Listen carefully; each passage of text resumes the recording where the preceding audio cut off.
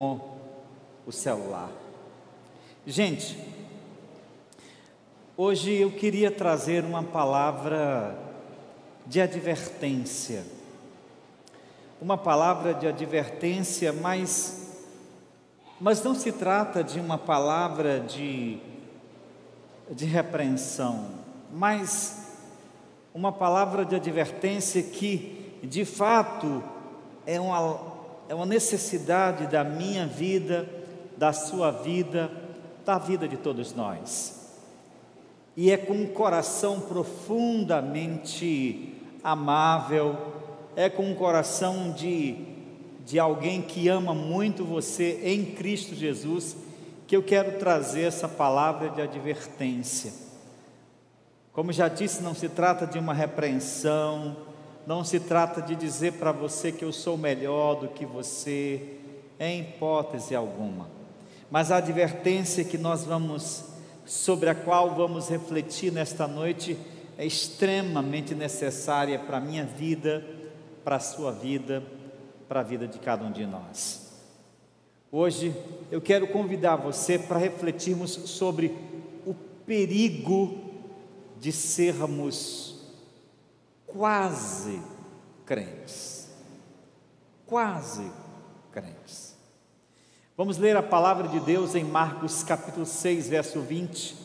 Eu queria que você acompanhasse sentado, refletindo, com a Bíblia aberta, com muita atenção agora.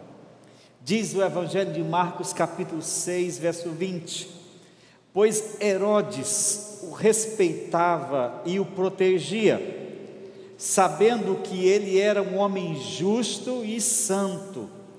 Herodes ficava muito perturbado sempre que falava com João, mas mesmo assim gostava de ouvi-lo.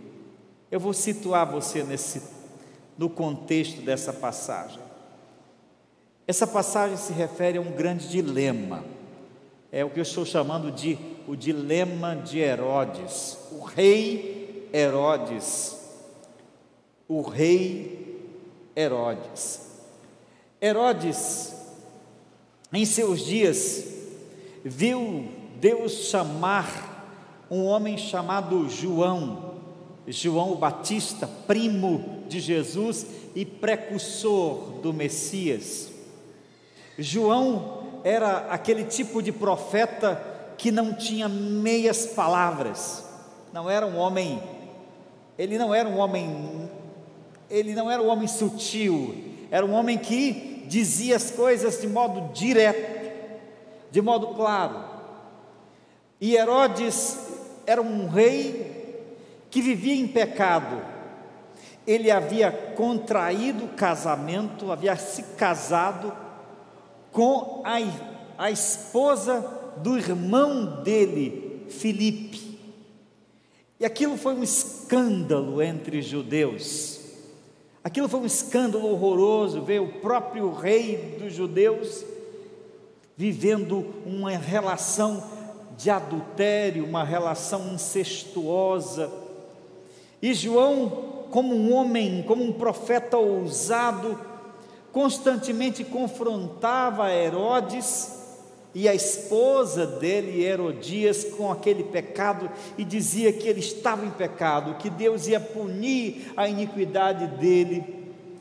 Herodias ficava incomodada e tinha rancor, ódio com respeito a João, porque ele confrontava mesmo o rei, e de certo modo ela se sentia ofendida, porque era o pecado dela que estava escancarado na nação. Então ela vivia constantemente pressionando o marido para que ele desse um jeito em João. Mas Herodes não tinha coragem de enfrentar João, embora tivesse poder para mandar prendê-lo, para mandar matá-lo. Ele não tinha coragem por várias razões. A primeira é que, apesar de João confrontar os seus pecados, os pecados dele, ele admirava João e sabia que era um homem de Deus, um profeta de Deus. E por outro lado, ele sabia da popularidade de João e mandar prendê-lo, tirá-lhe a vida, seria algo extremamente ruim para a popularidade do rei. Até que, depois de um tempo, ele resolveu, a mando da própria esposa, manipulado pela própria esposa, mandar prender João. Ele o prendeu lá no calabouço do seu palácio, e ela incitando todo o tempo: mate-o, ele já está preso, mande matá-lo. E ele disse: não tenho razão. E o texto que nós lemos se insere exatamente nesse momento em que João era prisioneiro do rei, e Herodes de vez em quando saía da pompa de seu trono e descia até o calabouço do palácio, onde estava João aprisionado naquela fétida prisão. Ele ia lá para quê? Para ouvir João. A cena parece um pouco patética, mas ao mesmo tempo chocante, porque ele saía de seu palácio, descia ao calabouço, ia lá ver João, só colocar o dedo no nariz dele, na cara dele, dizer: você está em pecado, Deus vai punir a sua iniquidade. E diz o texto que, apesar disso, Herodes gostava de ouvir João, ele se sentia bem em ouvir a palavra, e apesar daquelas confrontações, João falava do reino, João falava da vinda do Messias, ele está chegando, e Herodes tinha e sentia um misto de paz e de intranquilidade. Por isso o mantinha no seu palácio como um prisioneiro, e de vez em quando ele ia ouvi-lo. Mas Herodes não estava nem contra e nem a favor de João. Ele se contentava em ouvir algumas palavras de João e queria mantê-lo como prisioneiro para agradar a esposa, mas não era um seguidor de João. Até que aconteceu da esposa organizar para ele um aniversário. Era o seu aniversário. Ele fez uma grande festa, um grande banquete para todos os seus oficiais e os importantes do reino. Estavam todos reunidos no palácio com toda aquela pompa, quando a filha de Herodias, dançou perante o rei se encantou e pediu que ela dançasse. Se ela dançasse, ele daria até, se possível, metade do reino, prometeu ele. Ele estava embriagado, um homem embriagado diz bobagens, e ele prometeu que daria qualquer coisa para ela se ela dançasse. A jovem dançou, e aí a mãe se aproveitou, arquitetou um estratagema maligno: dança para ele, e quando chegar a hora de você cobrar a promessa dele, você diz o que você quer. E o que eu quero é a cabeça de João Batista. Foi exatamente o que aconteceu. A moça dançou, quando terminou o rei: agora peça-me o que quiser, até a metade do meu reino. E ela disse simplesmente: não quero nada, só quero a cabeça de João Batista numa bandeja. O rei estremeceu. Ele não queria matar João Batista, porque sabia que era um homem santo, um homem justo, um profeta de Deus, falava a verdade, anunciava o reino de Deus, mas também agora tinha a sua promessa, não queria quebrá-la diante dos dignitários, diante de toda aquela pompa do palácio. Então, naquela encruzilhada, ele tomou o caminho mais fácil, que foi mandar matar João e dar a cabeça do profeta numa bandeja.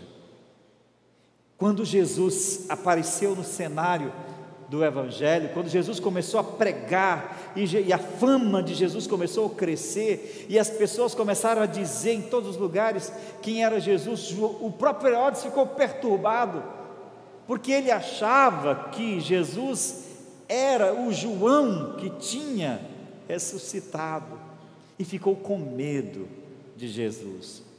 Essa história eu estou contando para vocês porque ela nos ensina muitas coisas sobre os quase crentes, sobre aquelas pessoas que estão supostamente numa linha tênue, numa espécie de em cima do muro. Elas não entendem que o Evangelho de Jesus Cristo exige uma decisão definitiva e decidida da nossa parte. Quando nós ouvimos o Evangelho de Jesus, quando somos confrontados com a palavra de Deus, nós somos confrontados a tomar uma decisão. Não existe meio termo quando se trata de seguir a Jesus Cristo. Ele diz o seguinte: só há duas portas, só há dois caminhos, a porta larga, o caminho largo. Esse caminho largo, essa porta larga conduz para a perdição, e há uma porta estreita, um caminho estreito que conduz para a vida eterna. Não existe entre um meio termo, não existe um vão entre o caminho largo e o caminho estreito. Não, eu não estou nem lá e nem cá, você está. Porque o Evangelho, quando nos confronta, quando ouvimos a palavra de Deus, somos confrontados a tomar uma decisão. Mas nós vivemos uma época em que as pessoas ouvem a palavra de Deus, e elas gostam da igreja, elas gostam da religião, e elas acham que o mais importante é ter uma religião. Como ouvi certa feita um apresentador de TV, e dizia: olha, o importante é que você tenha uma religião, que tenha bons sentimentos religiosos. Isso é tudo. Não é tudo. Bons sentimentos são importantes, mas não são, preste atenção, não são suficientes para a salvação. Ter uma religião pode ter a sua importância do ponto de vista psicológico, do ponto de vista social, mas não do ponto de vista eterno para com Deus. Bons sentimentos são importantes, mas não bastam para a salvação. Herodes descia até o calabouço, gostava de João, sentia uma paz quando ouvia o profeta, mas era só isso. Eu já ouvi muitas pessoas dizerem para mim assim: pastor, eu gosto muito de ir para a igreja, ou que aqueles cultos são bons demais, a música de vocês me dá uma paz, eu saio leve, parece que estou flutuando, mas é só isso. Da porta para fora não há mais nada com respeito a Cristo e o seu Evangelho. Há muitos que se professam cristãos também, e que estão vivendo dentro da igreja, e que buscam apenas esses bons sentimentos religiosos. Eu gosto da igreja porque eu me sinto bem, mas a vida da pessoa está completamente dissociada, divorciada, afastada da prática do Evangelho de Jesus.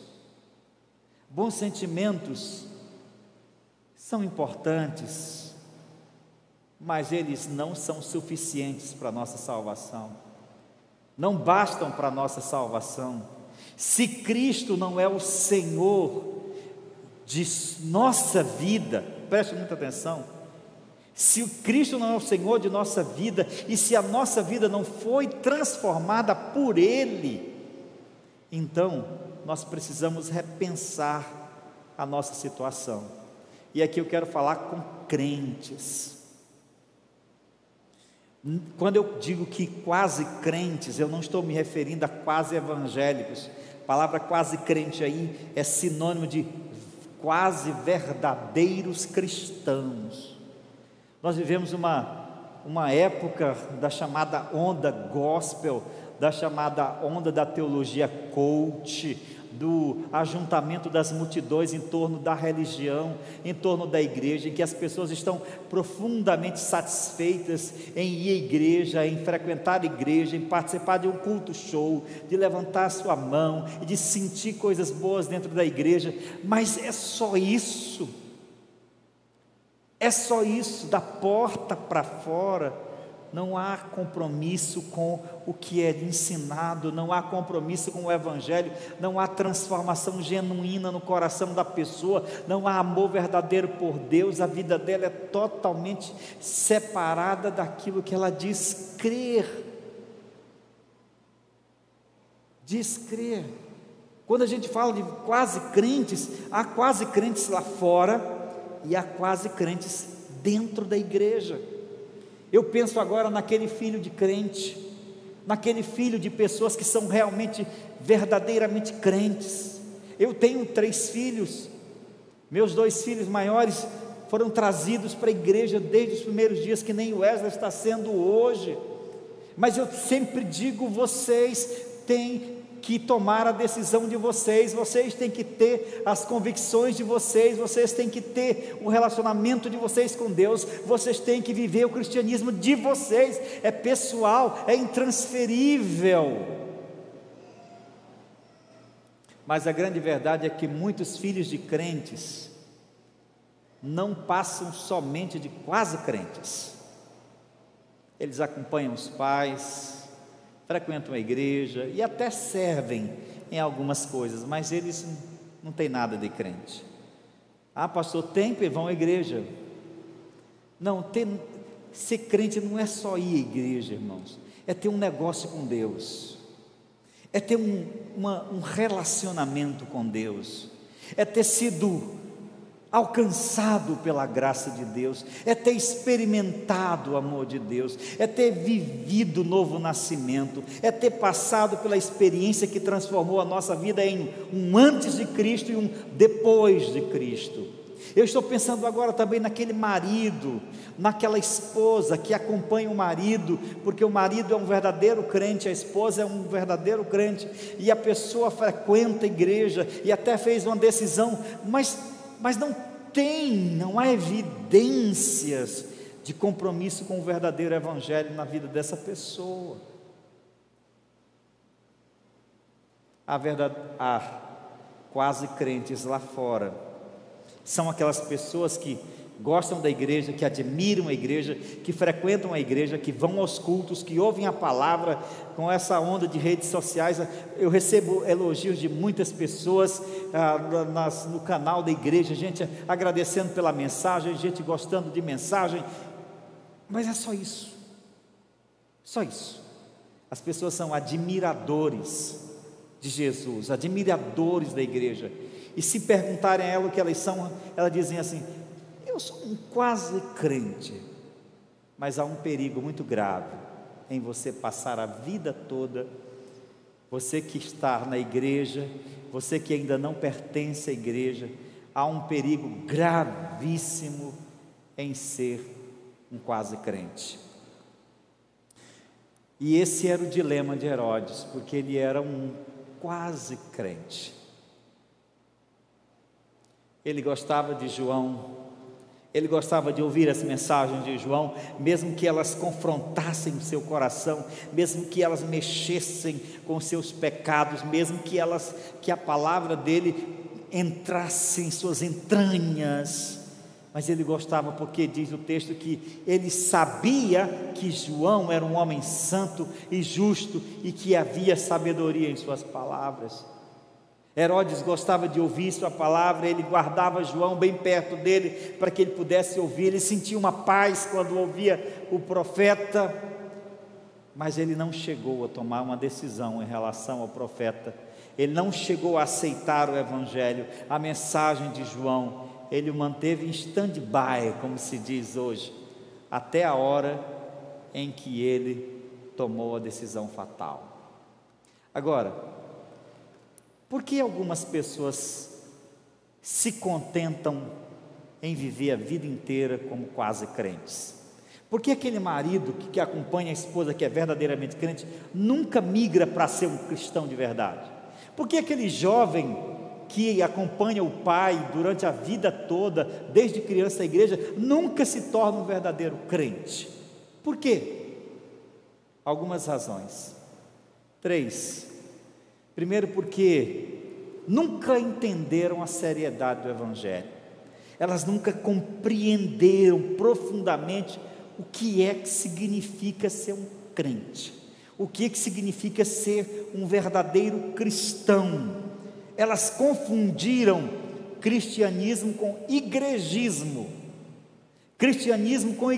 ou seja, elas chegaram a acreditar que basta que frequentem a igreja, que tenham alguns laços com pessoas da igreja, que assistam os cultos da igreja, que tenham amigos na igreja, que tenham pessoas na igreja. Elas nunca compreenderam que o evangelho exige delas uma decisão, e que sempre que ouve o Evangelho, ele nos confronta, ele nos chama para uma decisão, ou sim ou não. Mas se você diz assim, pastor, mas eu conheço gente que entendeu bem direitinho e continua sendo quase crente. Se entenderam, é porque nunca se tornaram crentes, porque o seu amor pelo mundo e pelo pecado é maior que seu desejo de salvação. Elas até querem ser salvas, elas até querem ser aceitas por Deus, até querem herdar o reino do céu, mas quando pensam que tem que deixar, que tem que negar, que tem que abandonar determinadas práticas pecaminosas, aí não, é um preço muito alto para elas. E Jesus disse: se alguém quiser vir após mim, a si mesmo se negue, tome sua cruz e siga-me.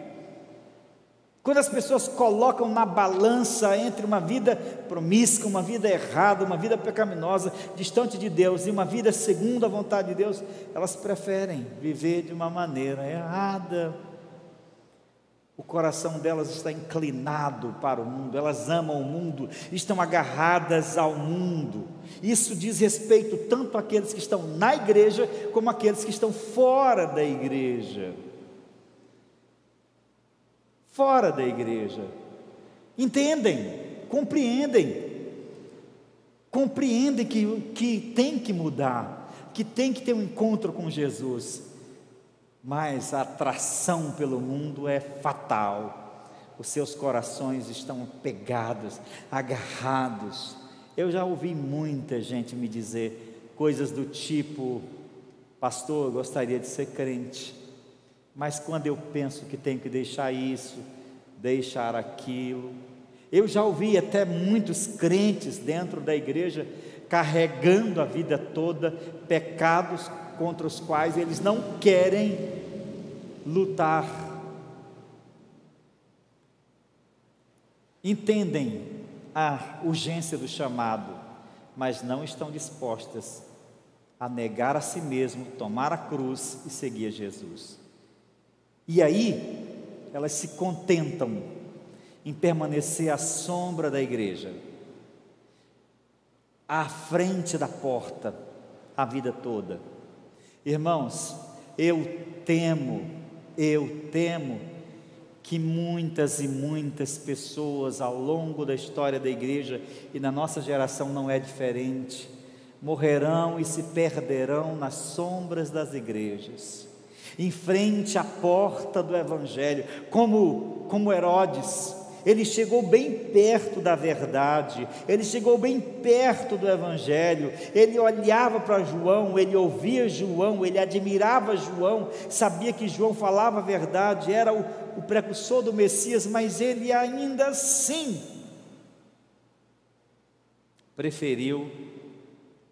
decidiu permanecer nas trevas. Ele se contentava com aqueles sentimentos de paz que sentia quando ouvia João. Tem muita gente que se contenta: eu gosto da igreja porque lá é tão bom, tão agradável, tem uma galera bacana, tem uma música bacana, a palavra às vezes é boa, outras vezes não, geralmente quando confronta os pecados das pessoas. Mas eu gosto da igreja. Será que Jesus nos chamou para gostar da igreja? Será que Jesus, o Evangelho nos chama para ser admiradores da igreja ou dos cristãos? Não, Jesus nos chamou para sermos seus discípulos. Jesus não está interessado em admiradores. O mundo nos dias atuais redescobriu o Jesus filósofo, o Jesus psicólogo, o Jesus líder, o Jesus estrategista, o Jesus isso. Há N livros nas livrarias exaltando aspectos da pessoa de Jesus, e que é verdade, mas Jesus não quer isso. Jesus não quer admiradores, porque admiradores estão à sombra da cruz e nunca vão ser salvos. Atenção, você que é filho de crente. Atenção, você que é esposo de crente. Atenção, você que é amigo de crente. Eu lhe imploro com a mais profunda pureza e sinceridade do meu coração. Não se contente em permanecer à sombra da igreja. Não se contente em admirar a Bíblia, Jesus, a igreja. Você precisa ser um verdadeiro discípulo de Jesus. Agora, para a gente terminar, quais são os perigos que correm aqueles que são quase crentes? Os perigos de você ser um quase crente a vida toda. O primeiro perigo é nunca experimentar a vida plena que Jesus veio dar. Jesus diz assim em João 10:10: eu vim para que vocês tenham vida e a tenham em abundância.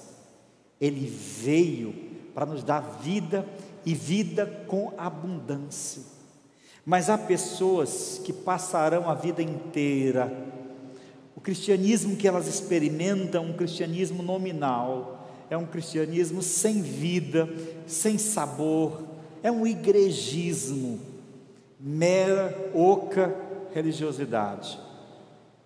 Nunca experimentaram contemplar a face de Jesus, nunca se animaram em Deus, nunca tiveram de fato vida espiritual, vida interna. Porque ser cristão não é adotar uma religião, ser cristão é ter passado por uma experiência que muda a gente, que transforma a gente de dentro para fora. De dentro para fora. Talvez você diga assim, mas pastor, eu sou um quase crente. Você pode dizer que eu sou um quase crente, mas eu tenho comportamentos melhores do que alguns que se dizem crentes. Aí é que você está dizendo, pode ser que é verdade, mas como é que você sabe que aquele que você está tomando por referência é um verdadeiro crente? Como você sabe? Como você sabe se aquele que você está tomando por referência é um como você? A única referência definitiva para a nossa vida é Jesus. É Ele que nós temos que tomar como referência para a nossa vida. Então a grande tristeza dos quase crentes é que eles nunca saberão o que é ter vida em Jesus. Eles terão religião, mas não Jesus. Em segundo lugar, o outro perigo é viver eternamente autoenganado, autoenganada, pensando que está tudo bem diante de Deus. Especialmente aqueles que estão dentro da igreja. Não, está tudo bem, eu estou bem, eu frequento a igreja, eu vou lá de vez em quando, eu sou a favor que minha esposa seja crente, que meu marido seja crente, que meus filhos sejam crentes, eu apoio meus pais, eu apoio meus filhos, eu apoio a igreja, eu até ajudo a igreja, mas isso não basta. Viver eternamente autoenganado, achando que está tudo bem, que Deus está aprovando sua vida, nosso modo de vida, se nós, de fato, não fomos transformados pela graça do Senhor. E eu estou falando isso e falo para mim também. Eu tenho que examinar o meu coração todos os dias. A Bíblia nos ensina a examinar. O crente mais equivocado é aquele que nunca tem dúvidas. Se você acha que a dúvida é inimiga da fé, você está totalmente enganado. Ter dúvida não é oposição, não é o oposto à fé. É quando você de fato chega à conclusão de que você não tem fé.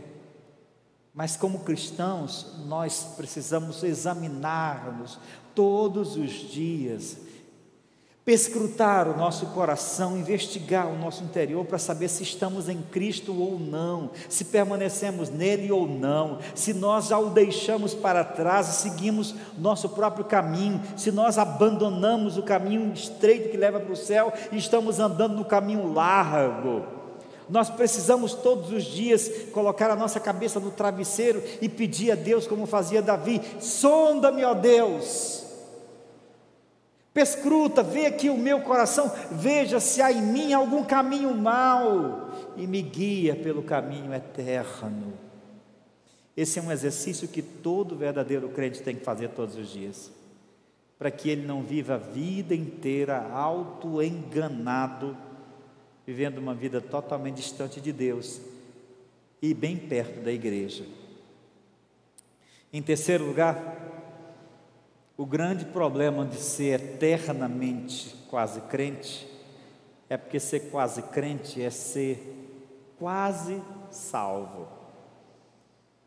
E ser quase salvo é ser totalmente perdido.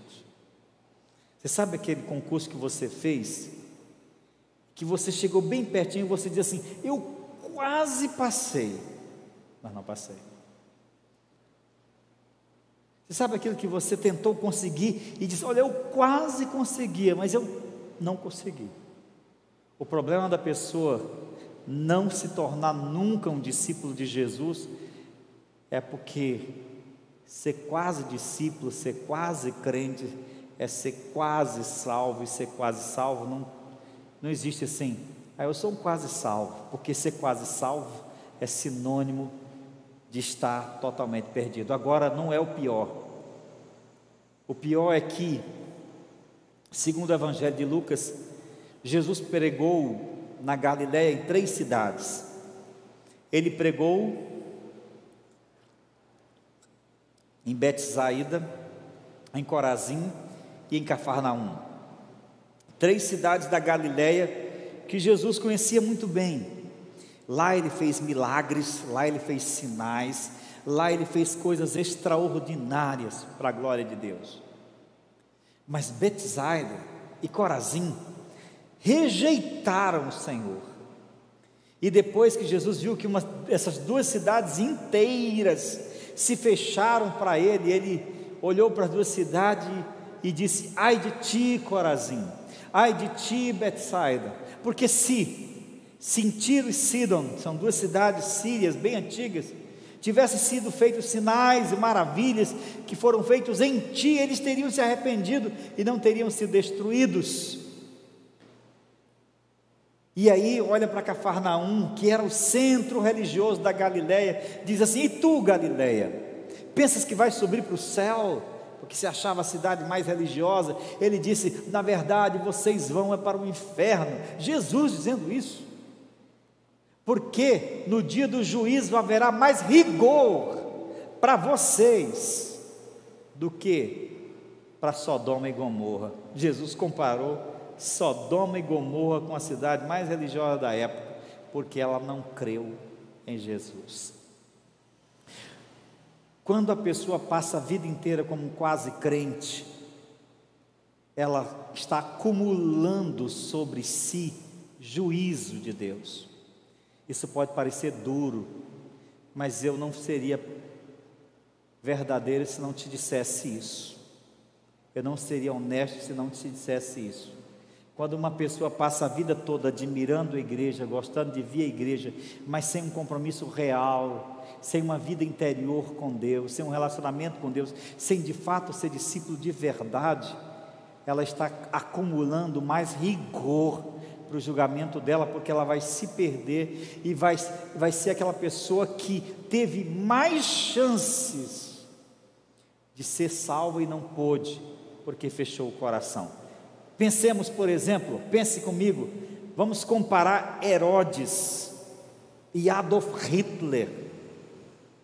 Eu não sei como morreu Adolf Hitler, aliás, eu sei que ele parece que se suicidou, eu não sei se ele teve alguma chance de se arrepender de seus pecados, mas vamos supor que Adolf Hitler, eu acho que todos nós sabemos quem foi tal sujeito, uma das personalidades mais macabras da história, que comandou o assassinato em massa, o genocídio em massa na Segunda Guerra Mundial, e que só judeus, foram mais de 8 milhões de pessoas.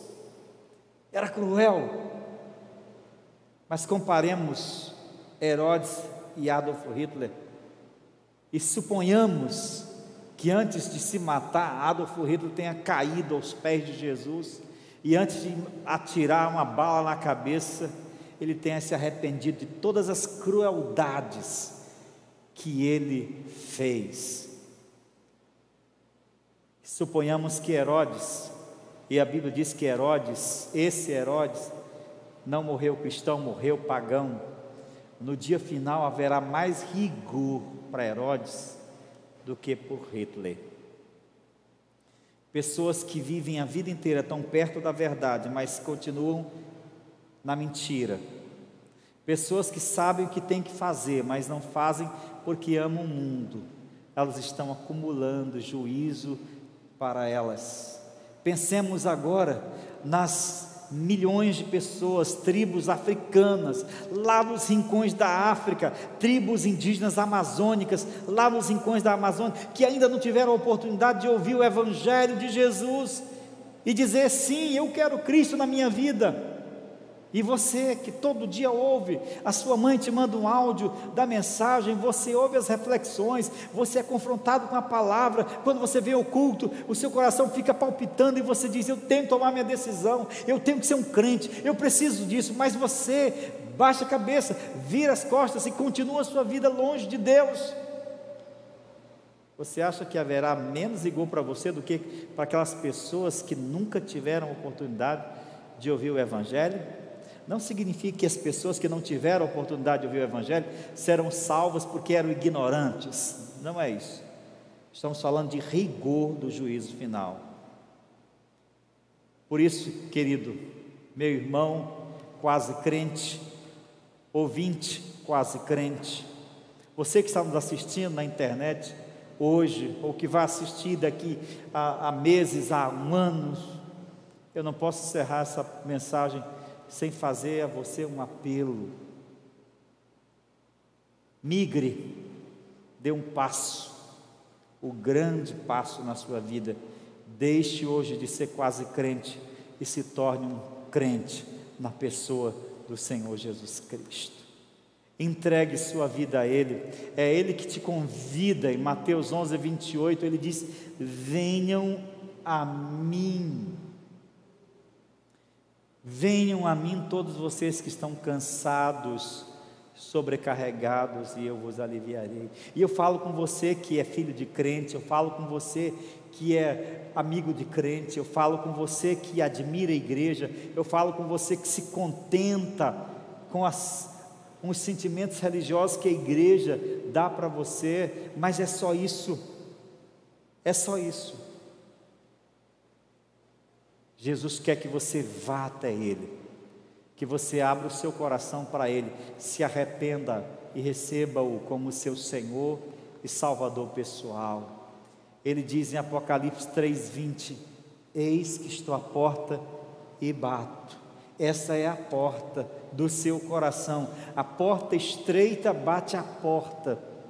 A porta estreita é Jesus que bate a porta do seu próprio coração. Ele diz: eis que estou à porta e bato. Se alguém ouvir a minha voz. Você está ouvindo a voz do Senhor hoje? Você que está nos assistindo pela internet está ouvindo a voz do Senhor hoje? Se você ouvir a voz do Senhor, calando lá no fundo do seu coração, dizendo: venha a mim, se entregue a mim, confesse-me como seu Senhor e Salvador. Se você está ouvindo a voz do Senhor hoje, Ele diz: abra a porta, eu entrarei na sua casa e vou oferecer uma ceia para você, a ceia da paz, a ceia da harmonia, a ceia do perdão, a ceia da graça, a ceia da vida eterna. Herodes terminou tomando a decisão dele, aliás, que ele sempre tomou. Mandou decepar o próprio João e rebelou o coração pecador. É claro que eu não acho que você vai fazer coisas tão severas. Afinal de contas, você é uma pessoa muito melhor do que Herodes.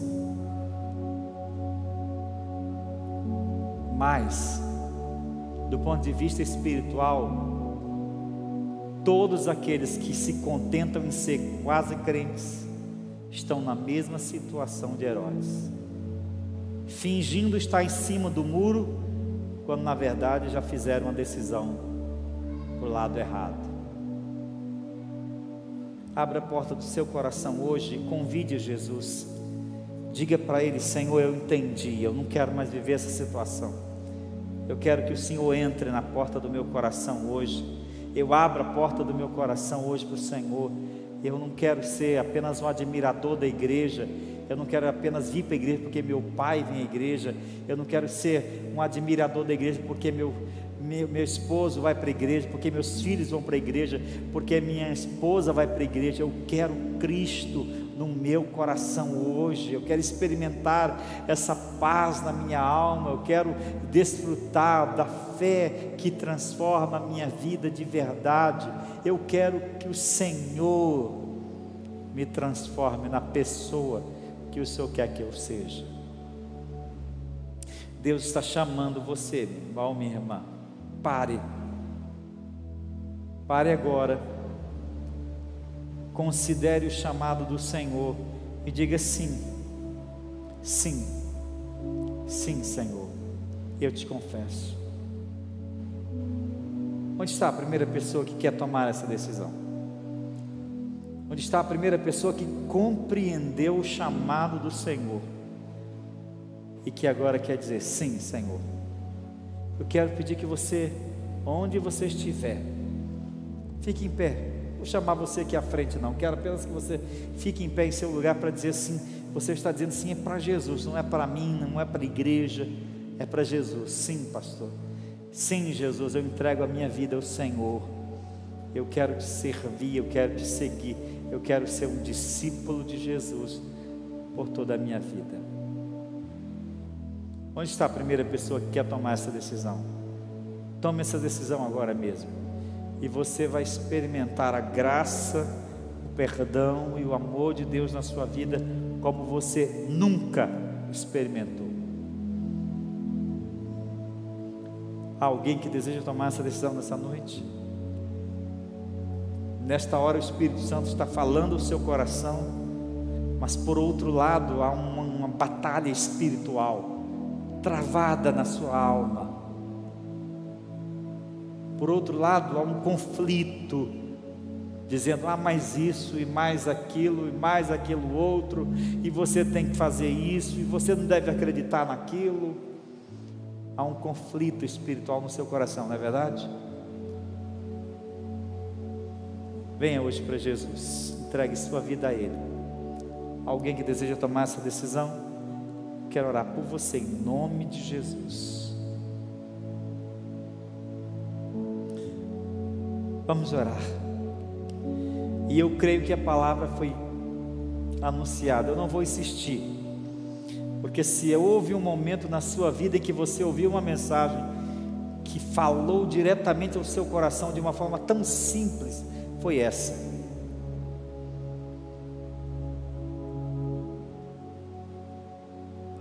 E eu espero em Cristo Jesus que você tenha outra oportunidade de dizer sim. E se quiser fazer isso ainda essa noite, eu estarei ali à porta para despedir a igreja. Basta chegar a minha ou qualquer irmão da igreja e dizer: olha, eu quero entregar a minha vida a Jesus, e eu tenho alegria com esta igreja de orar por você. Oremos.